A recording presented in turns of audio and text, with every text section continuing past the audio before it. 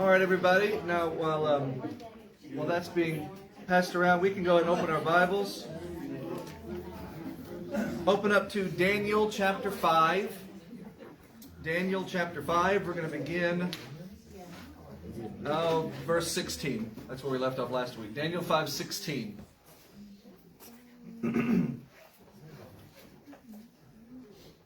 So we're only kind of just begun this chapter. I think I said it last week how a lot of these chapters in Daniel are almost split into two parts. It's not my phone ringing. Is that my phone ringing? No. Okay, it's the same ringtone I have. I thought that's my wife's ringtone, so I thought, is she calling me right now? All right. Anyway. I don't know what I did. All right.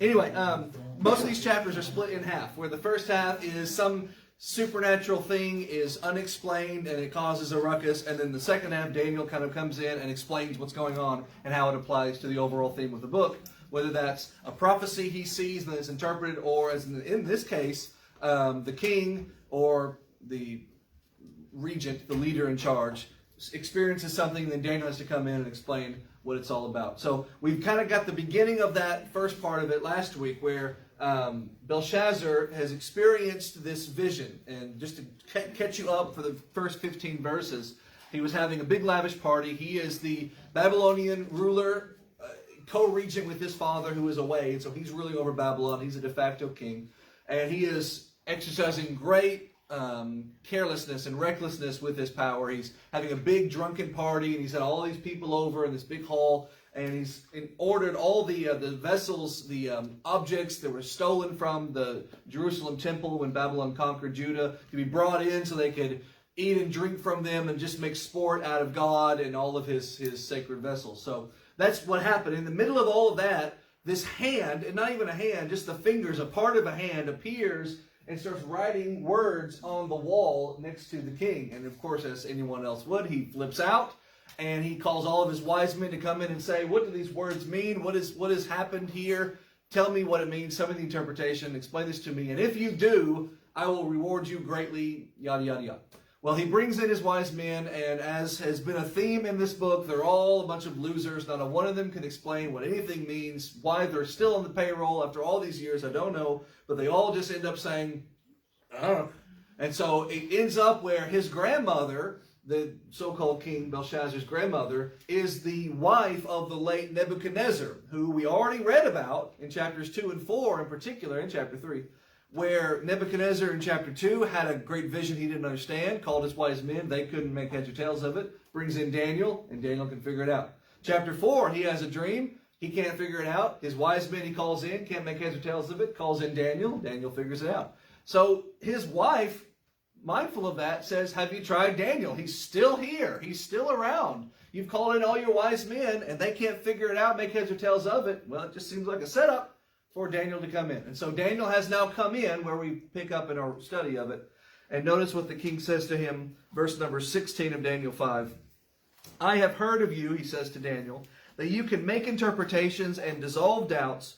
Now if you can read the writing and make known to me the interpretation thereof, you shall be clothed with scarlet and have a chain of gold around your neck, and you shall be the third ruler in the kingdom. If you can do this, I will lavish you with fancy clothing, with fancy jewelry, and with fancy titles. I will give you everything I can ever think to give you if you could just put my mind at ease about what this freaky writing means. All right, verse 17.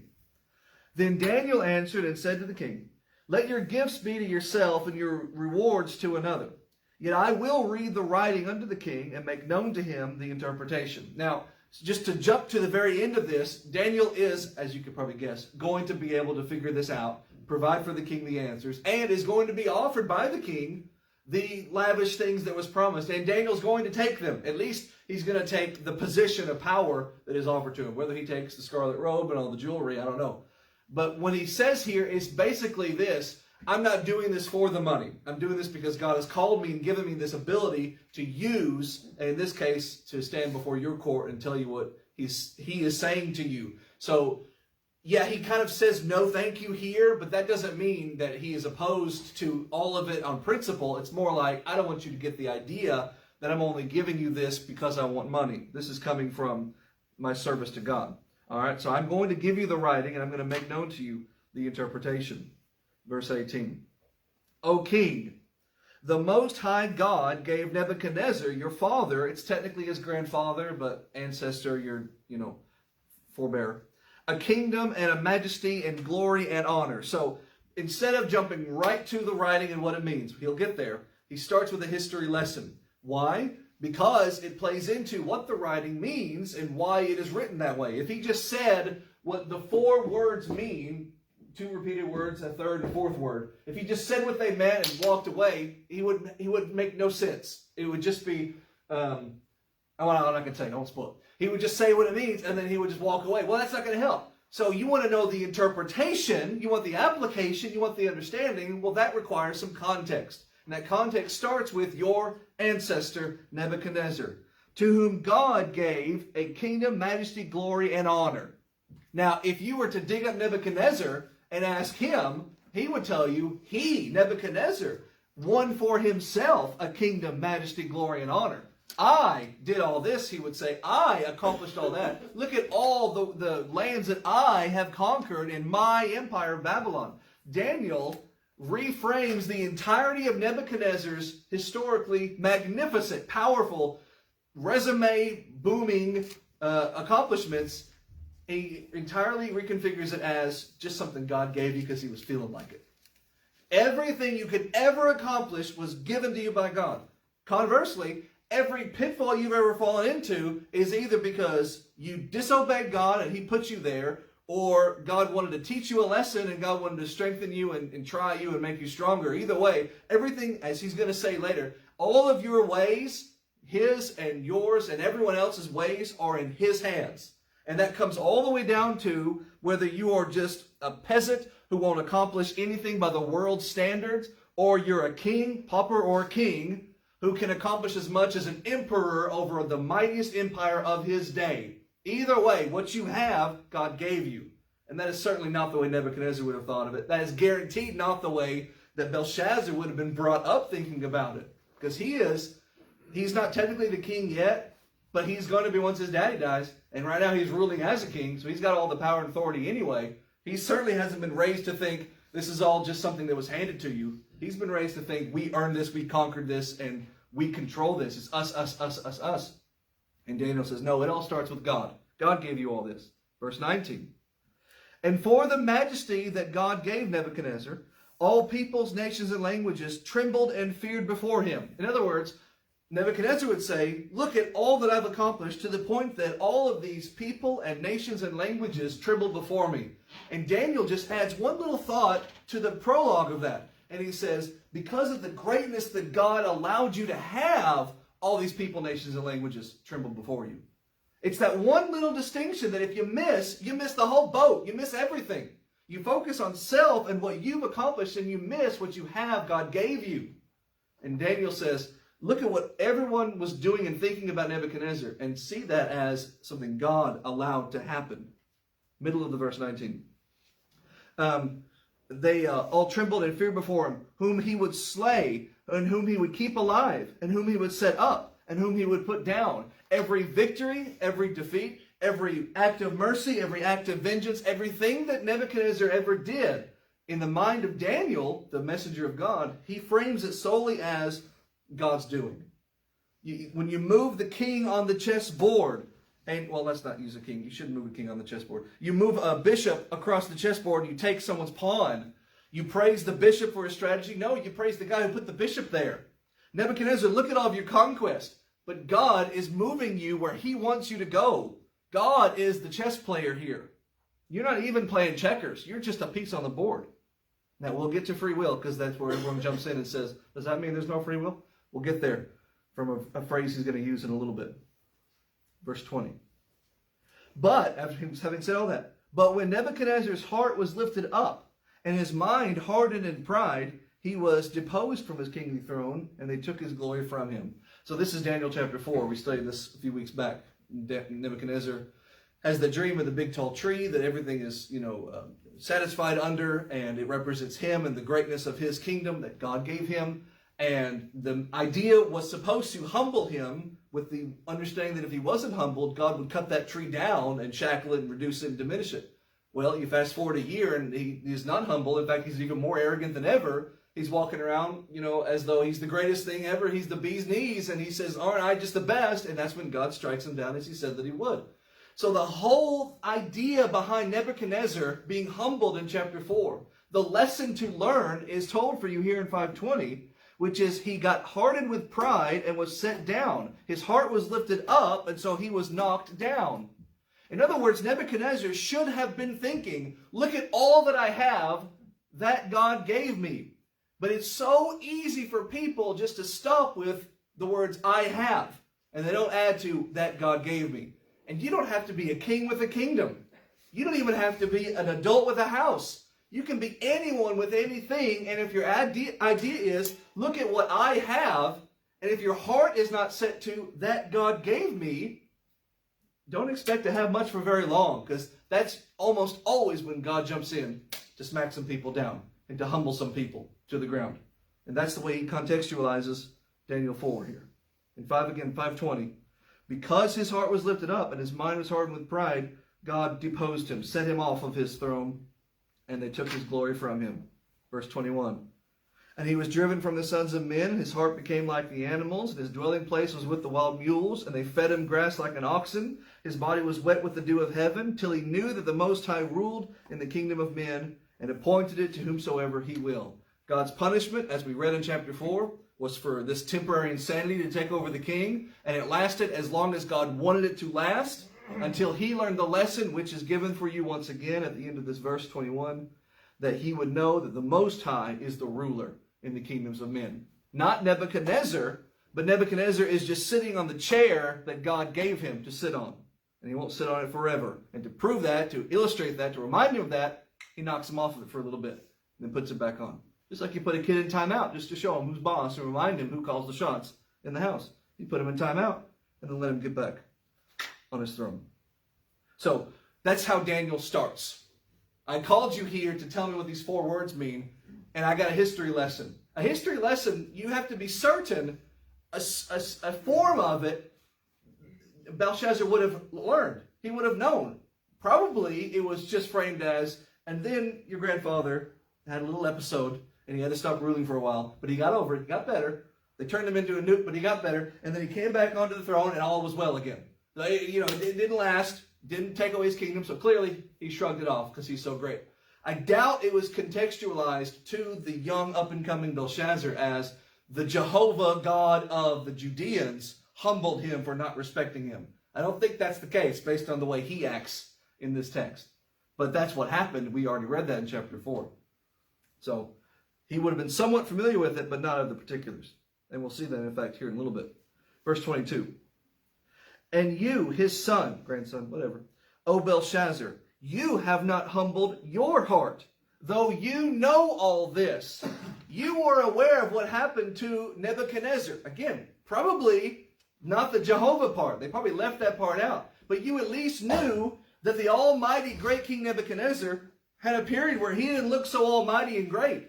That he was just a mortal man, susceptible to failure and frailty, and succumbing to weaknesses, and being humbled by them. Now all you got to do is just connect a quick, easy dot, a line, from being humbled to God is the humbler. God is the one who humbles. But that was the line that was left out for him. But ignorance is no excuse. Nebuchadnezzar should have known better, lifted up with pride, smacked down. Belshazzar should have known better, and Daniel says, those clock is turning around to you. The tables are turning around to you. You should have known better. Verse 23. You have lifted up yourself against the Lord of heaven, and have brought the vessels of his house before you. And you and your lords and your wives and your concubines have drunk wine in them, in those vessels. And you have praised the gods of silver, gold, and brass, and iron, and wood, and stone, which do not see, do not hear, and do not know. And the God in whose hand your breath is, and whose are all thy ways, you have not glorified. A big verse here. Let's break this down. Really, you can break into 3 parts. The first part is a reminder of what he just said. You have not humbled yourself. You have lifted up yourself against the Lord of heaven. And you did so, and he calls him out on this particular thing that's very recent in memory. So he knows what he did. Not too long ago, you had that big drunken party, and you took all of the sacred vessels of Jehovah, and you made sport with them, and you mocked them. And if that wasn't enough, second thing that you did, you chose to worship gods of silver, gold, brass, iron, wood, and stone. Instead of worshiping the Creator, you worship creation. And you just do a cursory, breezy overview of the Old Testament. And you find repeatedly how often God lets, and when I say let sin go, I don't mean isn't angry and won't judge. I mean doesn't always directly intervene. Sinners are going to sin and do evil, and it happens all throughout the Old Testament. There is a judgment coming. But the times when God says, you know what, I'm doing something, almost always involve people worshiping idols, directly opposed to Jehovah. Not just acting in ignorance, but when they know about Jehovah and they continue to worship the idol anyway, that's a recipe for God stepping in and saying, you know what, it's humbling time. It's a reminder time. That happened with Nebuchadnezzar, and now it happens here with Belshazzar. It's not necessarily the most common, but it is a frequent cause of God's direct divine judgment, punishment, intervention, is when people stop remembering that He's the Creator and they start worshiping the creation. So it's no mistake that Daniel drops that line in there in the middle of the verse. You worshipped all those gods of creation, gods which cannot see, cannot hear, and cannot know. When you could have turned to the God who sees all your needs, who hears all your pleas, and knows all your problems. You didn't. The same God, here's the third part of the verse. The King James says, in whose hand your breath is. When you breathe, it's in His hands. In other words, if He wants to, He can decide that you are going to stop breathing. And all your ways are His. The King James says, whose are all thy ways? All thy ways belong to Him. In other words, well, let's get some other interpretations or translations. What does your Bible say at the end of verse 23? And whose are all your ways? All right, same thing. Anyone have it phrased like in a different way in the syntax? And owns all your ways? What is it? Owns. Owns all your ways. All right, that's good, because whose owns is possession, but you could hear it as a question thing, and it's not. Anyone have anything different? All right. Owns all your ways. All of your comings and goings, all of your doings and not doings, anything you could ever conceive or plan or plot or accomplish, God takes the credit for. Either you do good, God gave it to you, or you do bad, and God is going to use it for His benefit and punish you for your wicked. Either way, God is going to be involved in all of your doings. If you go somewhere, God is going to use it. Doesn't mean God is going to force you there. It just means that what you do and where you go and what you choose not to do, God is going to have a plan and a purpose that He can accomplish. Now, how does that work with free will? Let me put it this way. I have free will, all right? I can tell myself I'm going to choose to run through this brick wall. Now, God is not going to make me not run through this brick wall. I'm not going to demonstrate, but I could take off running. Now, somebody tell me, am I going to actually run through this brick wall if I start and I don't stop? No, because this brick wall is going to have mastery over me more than I'll have mastery over it. But I will still be in charge of choosing to do the stupid thing of trying to run through a brick wall. Okay? That's free will. What God does throughout the Old Testament, throughout the New Testament, and I choose to believe through providence, throughout the present day, God erects walls and God opens doors. And when God erects a wall, He will also say, hey, wall, don't. He will warn. After He builds the wall, He will warn you not to run into it. Now, I can still choose with my free will to be an idiot and run into the wall that He put there to try to stop me from doing something stupid. He can open a door and He can say, as He does, I'm inviting you in. Here's an easier way. Here's a way out of your current predicament. Here's a solution to your current problem. Whatever. Here's a better path for your life going forward. And I, with my free will, can choose to bypass the door. I still choose. But look, do you see God's control over the situation? People hear that word control and they think a lack of free will. No, I'm still choosing whether or not I take advantage of God arranging the board for my benefit, either to teach me a lesson or to invite me to something better. But I still have mastery over myself. It's just A wall is going to be stronger than me, and I can choose to butt my head against it or walk through the open door that he provides. Belshazzar, Nebuchadnezzar, any other king has a kingdom and has conquest and has great accomplishment because God allowed them to have it because that worked out his will. But throughout that, those kings chose to do evil and wicked. And God sent prophet like Daniel and others to warn them, stop doing wicked. God gave you this power, but stop abusing it. And they chose to butt their head against a wall until eventually God says, all right, humble in time. I'm going to remind them who's in charge. Verse 24. So that God who accomplished all that for Nebuchadnezzar, that God who you chose to disregard as did your forebearer, that God then was the part of the hand that you saw sent from him. And this writing was written. That God who is so greater than all creation, who is offended by the idea that you would worship silver, gold, and stone, and so forth, and iron. That God sent you the fingers that wrote the writing on the wall. And this is the writing that is written, verse number 25.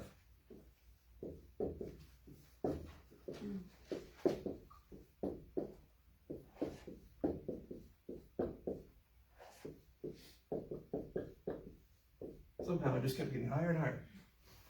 Many, many tekel a parson is a thing to say on the prayer. All right, many, many tekel a parson is the words. All right, now look at it again. Verse 25. This is the thing that was written.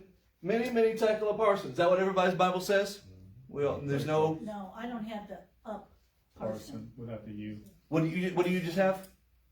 What I is it? have, The parson without the U and without the H. yeah, the P-A-R-S-I-N. Oh, you just have parson like that? Yeah, Right. S-I-N like that? Yeah. yeah. All right, we'll get to why it's just different. In fact, it'll be very simple in a little bit. So some variation of this, all right?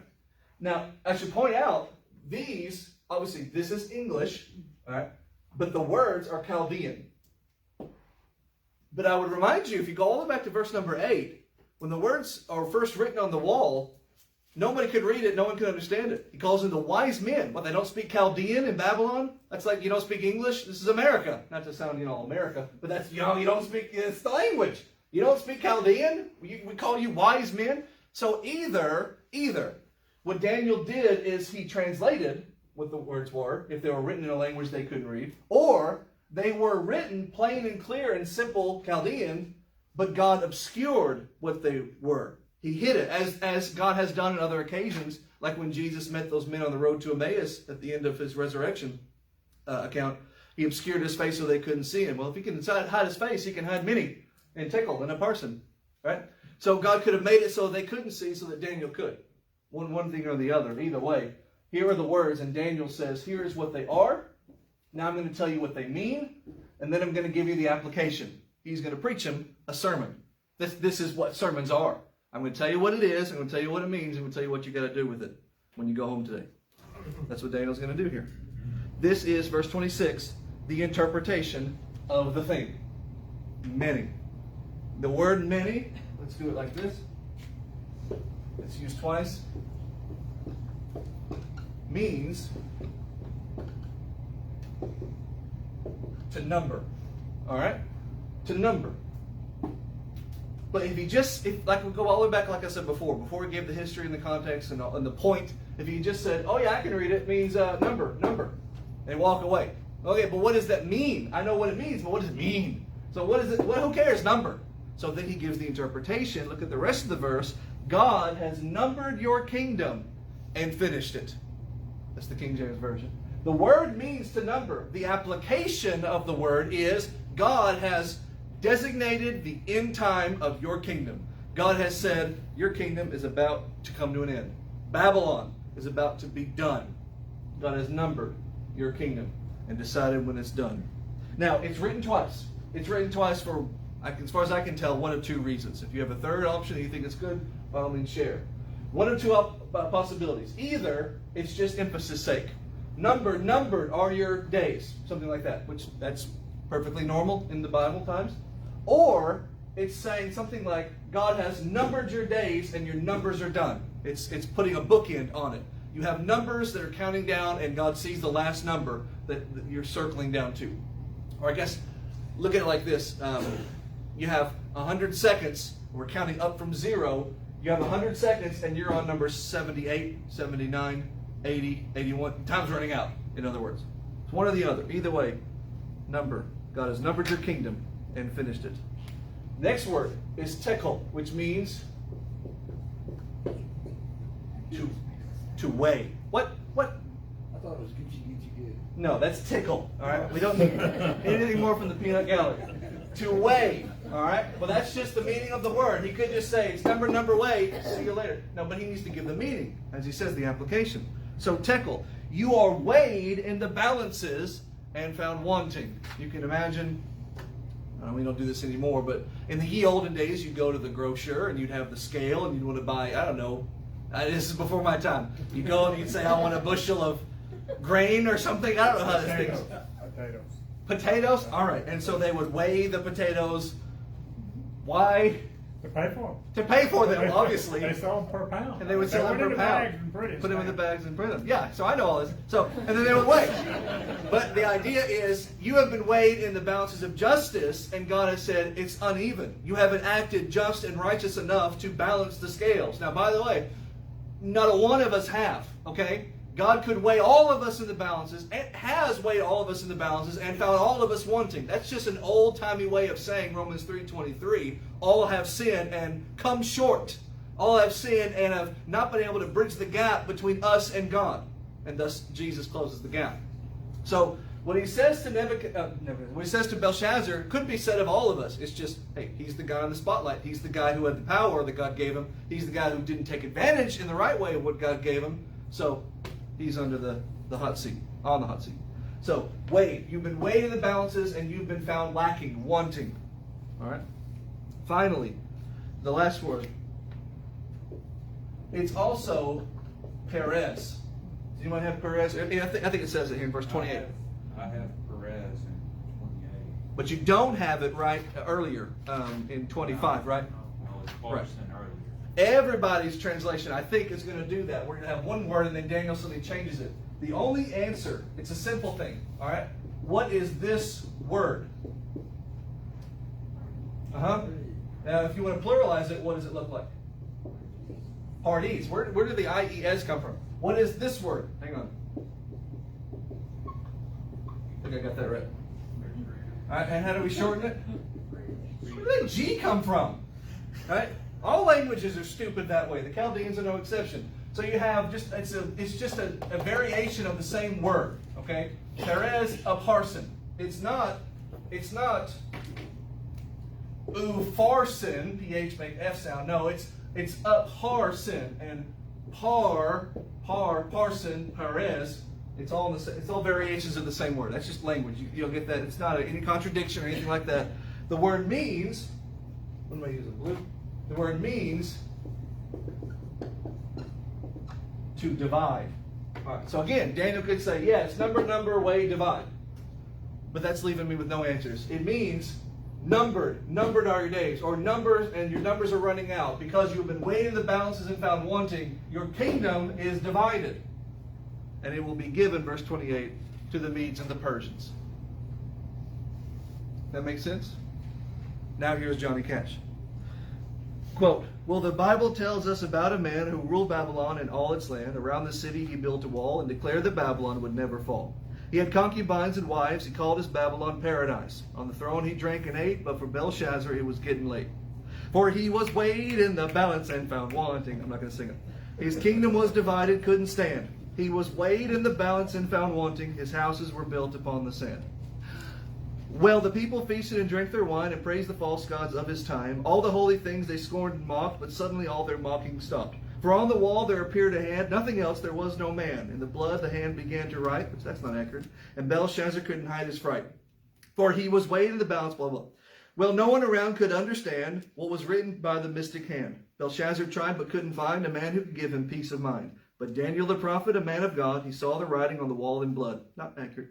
Belshazzar asked him what it said, and Daniel turned to the wall and read, my friend, you are weighed in the balance and found wanting. Your kingdom is divided, it can't stand. You're weighed in the balance and found wanting. Your houses are built upon the sand.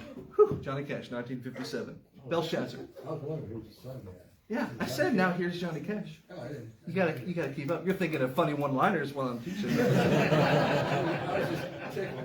Good song, Belshazzar is what it's called, 1957. Anyway, 29. Then commanded Belshazzar, and they clothed, because now he's solved the mystery, and they clothed Daniel with scarlet, put a chain of gold about his neck, and made a proclamation concerning him that he should be the third ruler of the kingdom. Well, he said do all this. I don't know what Daniel took or didn't take, accepted, didn't accept. The only thing we have coming to the next chapter, which chronologically follows this, is that he is a third ruler. He is a powerful ruler in position. Maybe he took the robe and the gold too. I don't know. There's been nothing wrong with it, but I don't know. I want to point out, though, the irony of you being told, essentially, your days are numbered, you're about to lose your kingdom, and it's about to be completely taken over by an outside force. So his response is, I'm going to promote you to a ruler of my kingdom. It's like making someone the president of Atari just before you release E.T. the video game. And that's maybe a dated reference, but your ship is sinking. Giving me a promotion as junior commander of the Titanic doesn't really help, but that's what he does. It works out, though. He's going to stay in power, but it shouldn't have worked out. It's just bad leadership. Verse 30. In that night, well, this escalated quickly, was Belshazzar, the king of the Chaldeans, slain.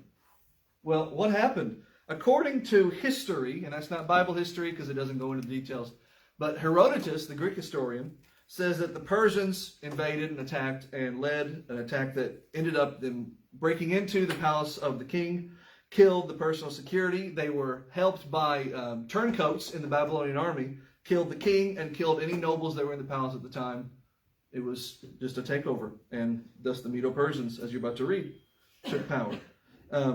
According to history, why were there so many nobles and leaders and so forth in the palace to be killed at the time? According to history, they were all celebrating with a big drunken feast, which, if you remember, is how this whole thing got started. They were having a big drunken feast, and some people said some things they shouldn't have and did some things they shouldn't have. I'm just saying, lessons to learn. And they did it again, and they all died. 31. And Darius the Median took the kingdom, being about 62 years old.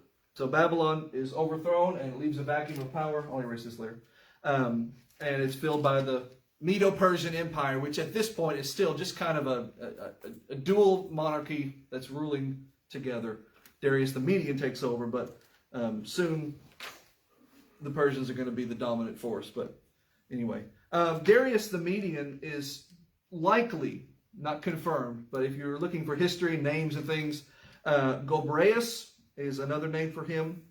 History says he was appointed as governor of Babylon by Cyrus the Great. Cyrus, we do know, is historian in history, as a historical character. So Cyrus rules over the Medo-Persian Empire, conquers Babylon, appoints this guy Darius to rule over Babylon. So, lesson learned. God gives and God takes. God establishes kingdoms and puts people in charge. God takes those leaders down at his mercy, at his discretion. And in this case, and not just in this case, but it's almost like all of Daniel 4 and the short period of time you started worshiping, you kept worshiping other gods, even though you knew who Jehovah was. You had pride lifted up against God, so he's taking you down. Replaced by the Medo-Persians. All right, that's Daniel 5. Any comments or questions from that chapter before we turn the page? This is just a comment, but All right. the beginning and end, the number thing, it's interesting how God, in the Bible, is referred to the beginning and end, and this is talking about a kingdom, but he ultimately determines the beginning and end of everything. Right. And weighs us, not just kingdoms, but our personal life, and then at the end, it talks about division. But he'll divide us all into heaven and hell someday. Yes, that's right. Yeah. So it's like a bigger concept than just the kingdom here. Yeah, and you can take what we read and you can apply it in a personal kind of way, right? The God who has no beginning and no end naturally will see your beginning and your end, and he will number your days, and the Bible even says numbers your days, and so you will know. And if you are not doing right, he will sometimes warn you and say your days are almost out, your number's almost done. At which point you better get right, or time is out. And Belshazzar did not. So yeah, no matter what, here's a God who can see and know all before and after forevermore. And you're not even that big. You're just a blip on the speck of his vision. So yeah, he sees and he weighs, and he has that vantage point to be able to weigh the so-called balances, because he can see all of your beginning and end, since he has no beginning or end. All right. Daniel chapter 6. Remember, we're doing this chronologically. So after chapter 6, which we'll have to finish next week, which that was the plan. The week after is Thanksgiving. Then we'll come back, even though it's technically the end of the quarter. You're welcome to go to another class. But I'm going to use the rest of December to finish this book. And we're going to go after chapter 6, 10, 11, and 12, and then end with chapter 9. All right? So we're following chronological, but if you remember how we broke down the outline of the book, it's rings.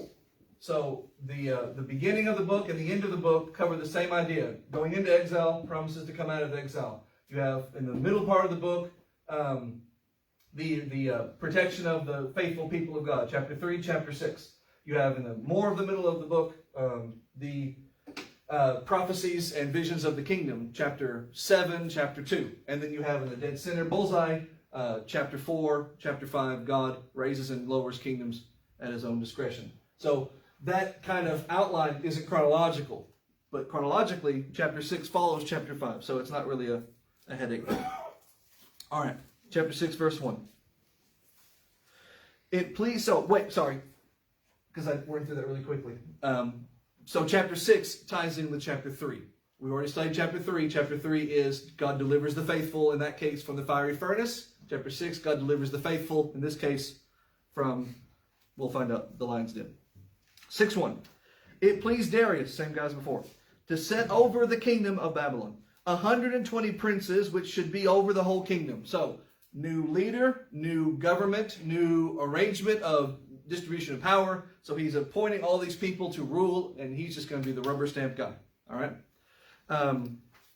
Princes, satraps, your Bible might even say, if you have a more modern translation, satrap, viceroy, something like that. Just guy of official power, but not the ruler. All right.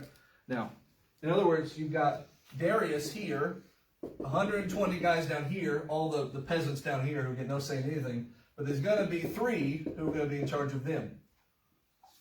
3 who are going to be in charge of them. And probably, I don't know if it's a coincidence or if they just adopted it, but Babylon, just based on what we read, seems to have a triumvirate power structure anyway. You had, back in Babylon's day, Nebuchadnezzar, Nebuchadnezzar, Nabonidus, whoever is in control, and they would have 3 rulers. Daniel was even said, you can be one of my 3 rulers or one of the third rulers. A triumvirate power structure with lower people under them, and then the people who have no say below them. Same idea is going to be done here. Look at verse number 2. Over all those princes were 3, the King James says, presidents, presiders, 3 people of great authority, of whom Daniel was the first, that the princes might give accounts unto them, and the king should have no damage. So it's just, it's your basic governmental kind of structure. You guys are the nitty-gritty in each particular area. You answer to us, and we answer to him. It's just organized that way. Daniel was among those. In fact, it's called the first of them. Verse 3. Then this Daniel was preferred above the presidents and princes, because an excellent spirit was in him, the King James says. Excuse me. And the king thought to set him over the whole realm. What does your Bible say when mine says an excellent spirit was in him? Do you have a different translation? Same thing? All right.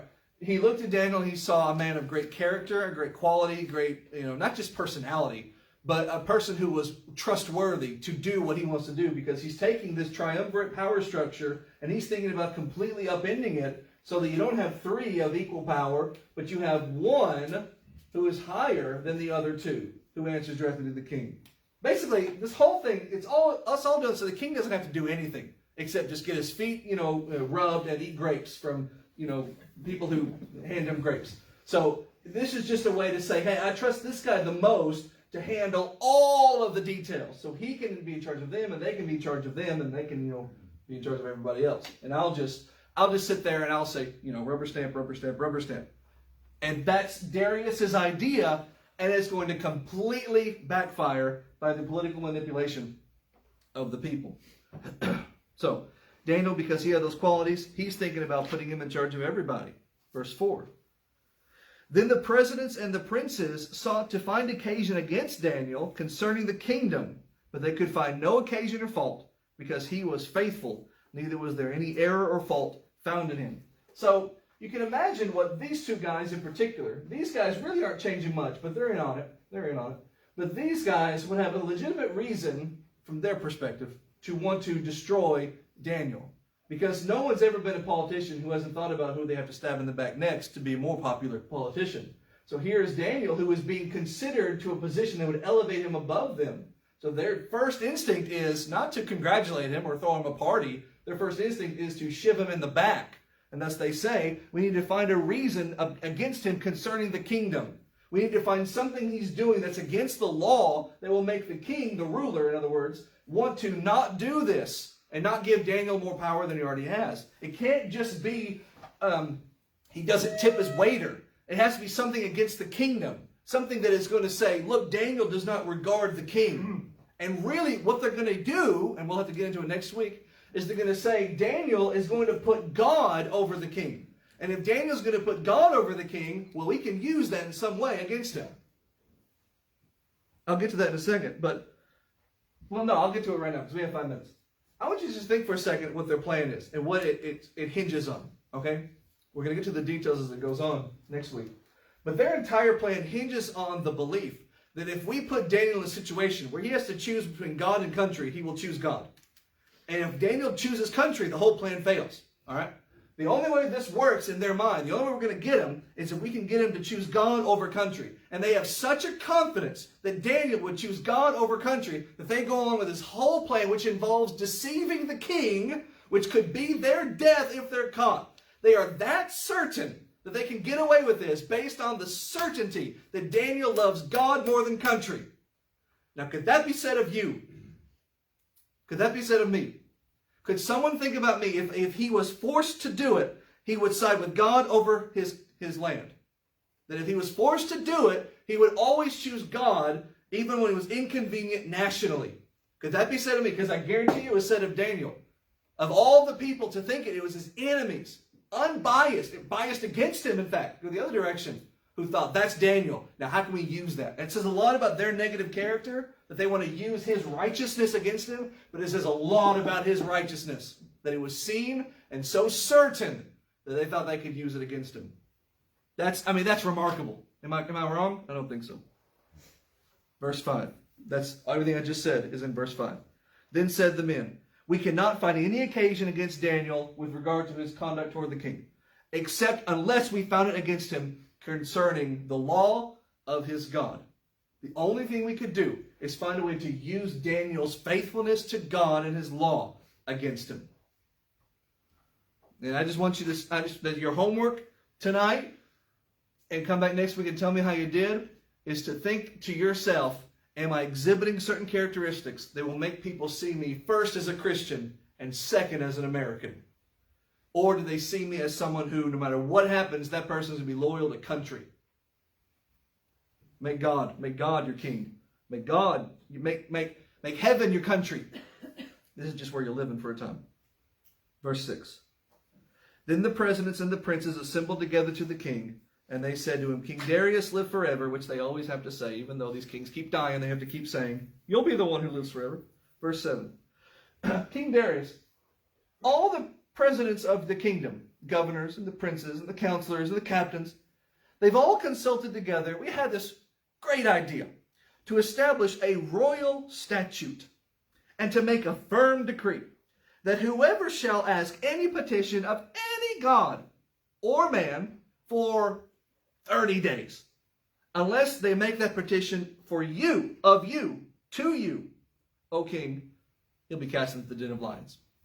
So, to get that very wordy thing out, here's what they say. We had this idea that for just 30 days, for 30 days, we would make a law that if anybody wants to pray, they have to pray to you. Instead of praying to their God or some other man, they're going to pray to you because you're the king, you're the greatest, you're the best. And right now his head's just doing this, and he's thinking, I am. Yeah, let's. And that's what's going to happen, all right? He has no idea how he has been manipulated, how his pride is being used against him, how this power structure where all you have to do is just rubber stamp a law is going to be turned against the one that he has already decided is the best of these three. By the way, he's not there when this decision is made, right? He's the best of them, and now he's about, in his mind, he thinks, he's about to lose him. Well, he doesn't even know yet, but that's what seems like is about to happen. And if they don't do that, if anybody doesn't pray to you just for 30 days, they'll be cast into a den of lions. Now, we're going to stop because I don't want to go any further, because I want to get into the law of the Medes and Persians and all that next week. But let's just to cover two quick things, and then we'll stop. Den of Lions, chapter 3. You'll get this when people talk about the Bible and they haven't really studied the Bible. They'll ask, why are we killing people with fire in chapter 3 and with lions in chapter 6 if it's the same country? Well, it's the same land, but it's a totally different government. The Persians worship fire, or I may have that backwards. Maybe the Babylonians worship fire. That's why they used it. Or the Persians worship fire. That's why they didn't. It's one of those. You can Google it. So they naturally would change the punishment system to be tossed into a den of lions, which is no less painful, I'm certain. So there's that. We'll leave it there. We'll pick it up with the law of the Medes and Persians and so forth next week. So just mark your Bibles there in Daniel 6. Thanks you guys very much.